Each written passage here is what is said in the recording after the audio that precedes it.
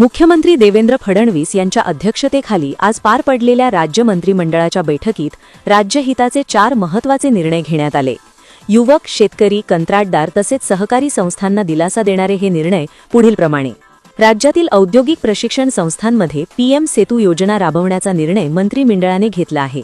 या योजनेमुळे होतकरू युवकांना कौशल्य प्रशिक्षणासोबत रोजगाराच्या संधी मिळवणे अधिक सुलभ होणार आहे।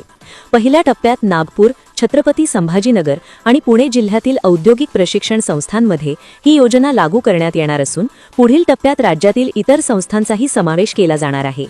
या योजनेमुळे युवकांना आधुनिक प्रशिक्षण मिळून त्यांचे रोजगार क्षमतेचे स्वप्न साकार होण्यास मदत होणार आहे। राज्यातील कंत्राटदारांसाठीही आजचा निर्णय महत्त्वाचा ठरला आहे।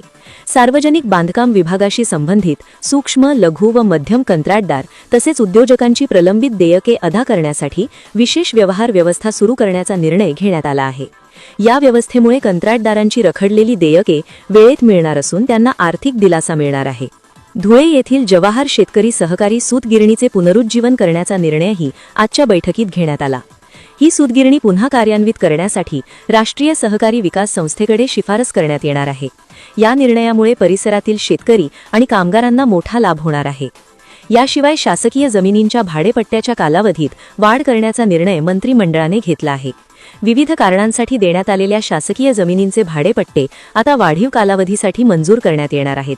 विशेषतः 30 वर्षांच्या भाडेपट्ट्याने दिलेल्या जमिनींचा कालावधी वाढविण्यात येणार आहे। तसेच केंद्र सरकार किंवा राज्य शासनाच्या ताब्यात असलेल्या शत्रू संपत्तीच्या विक्री खरेदीसाठी मुद्रांक शुल्क माफ करण्याचा निर्णयही आज घेण्यात आला आहे।